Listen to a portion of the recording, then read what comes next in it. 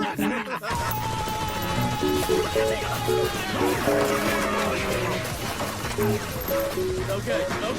Oh. This thing is freaking awesome. If I didn't already love the Mark 18, I really love it now. Like this thing, oh my God. So, couple of improvements to the Mark 18. I did finally take off the Daniel Defense fixed iron sights. I never used them. The rear sight was placed way farther back than it really made any sense, and it made it so that I couldn't put the magnifier on it. Now, I can add a magnifier, but you know what else? This gun has 3 positions now. Safe, semi, and super duper safe.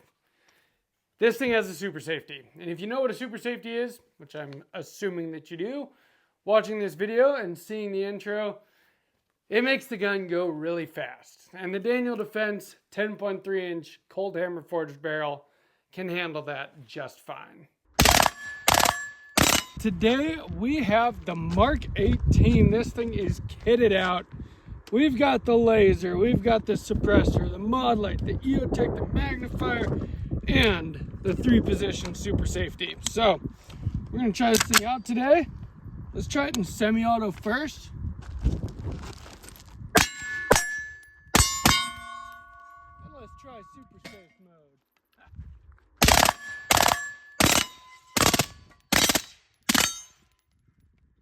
Well, I'd say that works. What do you think? This thing freaking runs. So I did a video a few weeks back. I've got a super safety in the 11.5 inch there too. One of the things that I had, so that one was sent to me by Redacted Arms. Redacted Arms, I really appreciate them for sending me the first super safety, for getting me into super safeties. And I believe they're sending me a super safety for the MP5 too, which that I cannot wait to do that. That's going to be amazing.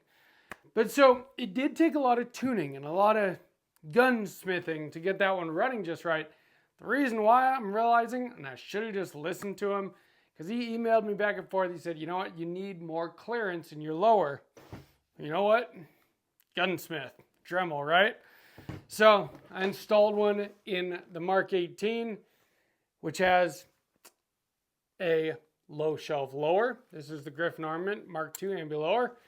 And of course it ran perfectly. This one did take a little gunsmithing too, and we'll talk about that. But I did that before I even took it out, and it ran perfectly the first time I tried it. Now this one didn't come from Redacted Arms. I won this super safety, and there's a reason that it's in the Mark 18.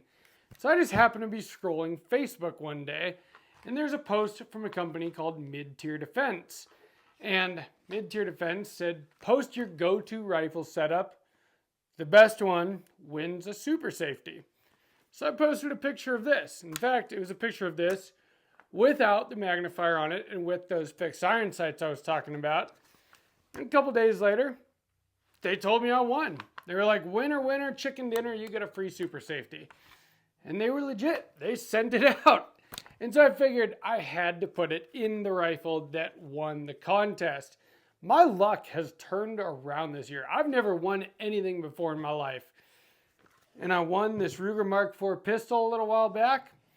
And I won a super safety that is now in my Mark 18 and gives it an incredible capability that a few years ago I thought was just a pipe dream for us civilians. But now we basically have that capability, and you know what I'm talking about. And it is amazing. Now, it did make me a little bit sad to take the Geissele SDE trigger and the Radian safety out of this gun because, you know, I built this gun exactly the way I wanted it, and I love my Geissele triggers. Thing is, though, gunsmith.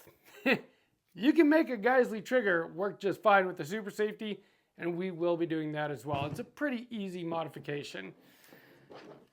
This one took a little bit of modifying too, and I'll talk about that. But again, it's usually not because of the super safety, it's because of the rifle setup that you're putting it in. This video is sponsored by Venice AI. Do you ever wonder what ChatGPT does with your conversations? We all know that our phones, Alexa, everything like that, listens to our conversations and then advertises to us based on what we say. Well, what else are these things doing with our personal information? They're selling it to third parties, including governments. In fact, the director of the NSA, the former director, is now sitting on the board of ChatGPT, which is why I'm using Venice AI. Venice AI is an AI software. It uses open source software that you don't have to download. It goes straight to your web browser, but the biggest thing is that it's private and permissionless. And so you don't have to worry about them selling your information to anybody else, which is kind of why it's a big deal to me. I like privacy, even though I show everything that I do on a YouTube channel. My daughter, she's 13. She uses AI for all kinds of things these days. She's been writing stories with it. She's been making music with it. It is incredible what you can do with AI. It's a very powerful tool, but keep your privacy while you use it with Venice AI. I like the Pro plan personally. It just gives you a lot more that you can do, and you can get a 20% off on your Pro plan if you sign up using my link. That is venice.ai/sawtooth-tactical. Use that code to get 20% off. The code is Sawtooth Tactical.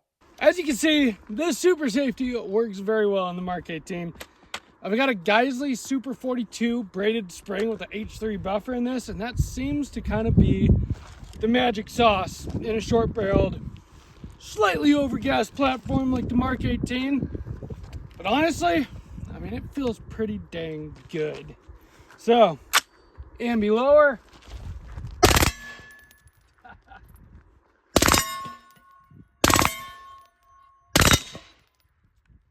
Both the targets keep falling over. So I've done a lot of mag dumping in my life. A lot of just shooting a lot of rounds at steel, kind of standing in a static position. Well, I'm getting more into actual real training lately. In fact, I've been going up to a friend of mine's range, a really, really cool range, the Armed Citizens Idaho range. We will be having footage from there coming out very soon, I am sure. But he's got like USPSA stages set up, a really cool pistol range with Texas stars and dueling trees and all kinds of steel. And then he's got long distance targets all over the place. And we can run around out there and do really dynamic shooting, which is really cool. Well, the reason I'm bringing that up in a super safety video is because in my last super safety video, pretty much just standing there mag dumping in that middle position. Well, what I'm realizing is that a super safety can be very, very effective tactically. I know that a lot of people think that semi-automatic is much more effective than, rapid fire. But that's not necessarily always true. You don't have to just hold the trigger down and empty the magazine. You can do bursts pretty easily and keep them on target very well. This gun is very controllable in that super safe mode. Now let's talk about what that super safe mode means really quickly, because as you see here, in case you're not aware, it doesn't have a traditional safety selector. The super safety is literally that. It's a safety. It's a safety that pushes your trigger on and off safe every time the bolt cycles. And so it's a cross bolt safety. And so that is safe. Trigger won't do anything. If you push it through with your thumb on the other side, now it is in fire, just like any semi-automatic AR. There, let's pull the magazine out. Bolt cycles, trigger resets, fire. Semi-automatic, right? Well, the middle position, so you have equal distance on both sides with that cross bolt safety. Now it is in super safe. What does that mean? It is not full auto. It is legally semi-automatic. But what happens, you pull the trigger. As the bolt cycles, it pushes your trigger finger forward. And as it goes back into battery, it lets you fire again. So you are firing, you're pulling the trigger for every round that leaves the barrel. But you're able to pull the trigger much faster than you'd be able to normally. Every time that bolt went home, I was pulling the trigger. Now, A lot of people have a problem with the cross bolt style safety, and I did too at first. But you know what I've learned? It's actually pretty easy to train around. So just like with my regular ambi-radian safeties, the way that I normally use them is I use my thumb to switch it off safe onto fire, and I have them in 45 degrees usually, and then I use my trigger finger to flip them back onto safe. Well, with this, it's kind of the same. You just thumb to put it on fire, trigger finger back onto safe. And the middle position, the one that everybody wants, the whole reason to get a super safety, you do have to be a little bit more deliberate about that, just like you would with a traditional safety. So with a regular safety selector, to go to that fast mode, you put it in fire, and then you have to push it all the way around to full auto, if that's what you've got. Well, this one, kind of the same thing. It's very easy to just go to fire, go back to safe. But to put it in that super safe mode, you do have to hold it on both sides and be deliberate. And I think that that's good. It's the same way that an AK works. On an AK, the full auto position is in the middle so that you don't just accidentally hit it into full auto and dump your whole mag. If you just hit it all the way down, it goes into semi-auto. You have to deliberately put it into that middle position. And the super safety is very much the same way. So as you can see, volume of fire does matter. This thing is very controllable in rapid fire, which is nice. It's easy to keep the shots on the steel. But as you can see, we knocked over all 3 targets with that last magazine, which means that obviously more rounds on target is better than less rounds on target. Now what I want to try to do is run bill drills. First, I'm going to do it in standard semi-auto. And then we're going to try to get exactly 6 rounds in super safe mode. See if it works or not. So, semi-auto.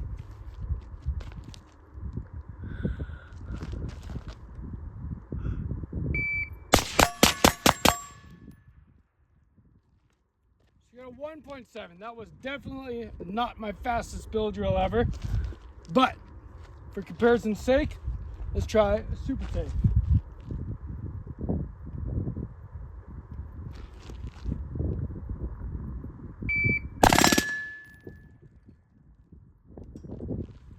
.89.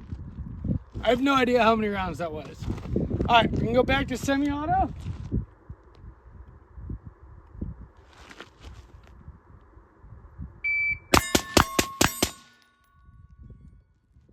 .158.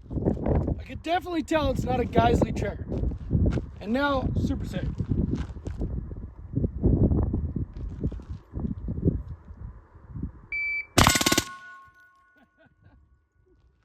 .80, not all of them on the steel.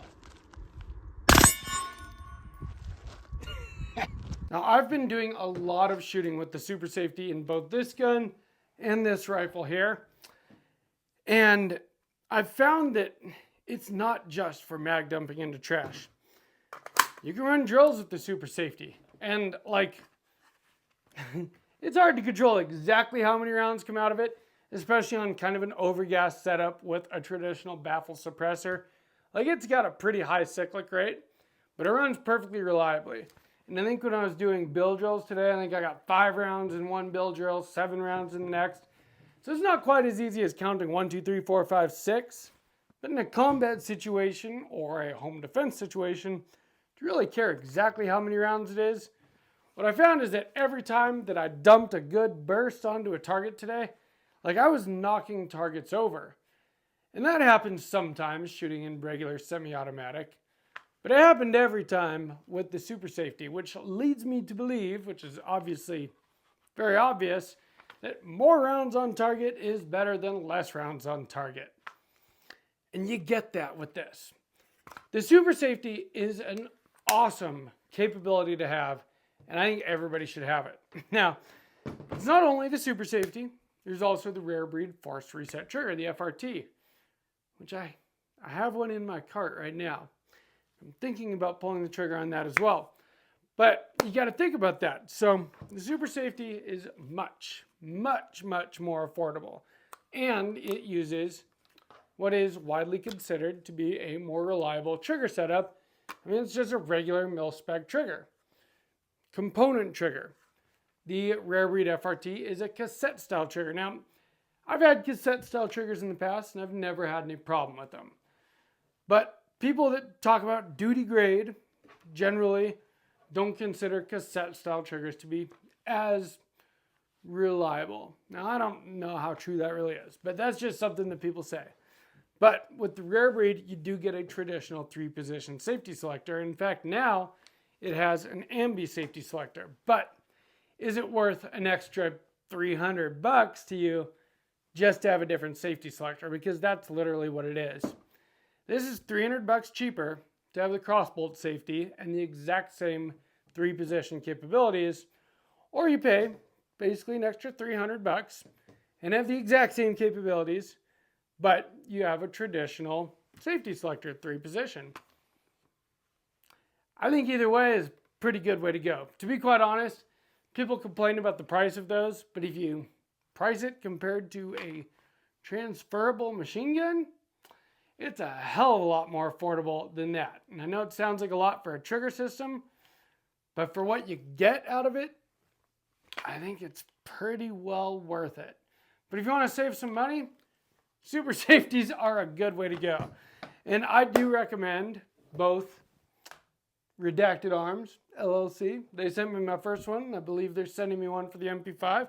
And now, honestly, Mid-Tier Defense. They sent me this one and it has ran great. But like I said, I did have to do a little bit of gunsmithing to get it working. So far with the super safety, most of the days of taking it out, I've just been mag dumping. And honestly, when I had it in just my 11.5-inch PSA build, it was mostly trying to get it to run properly. But in the Mark 18, this thing just freaking runs.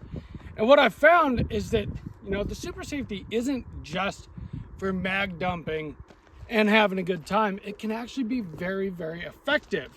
You can run drills with it. There's a time for semi-automatic, and there's a time for super safe. You can do, we're gonna do some transitions here. And like I said, it's very controllable. So let's see what we can do.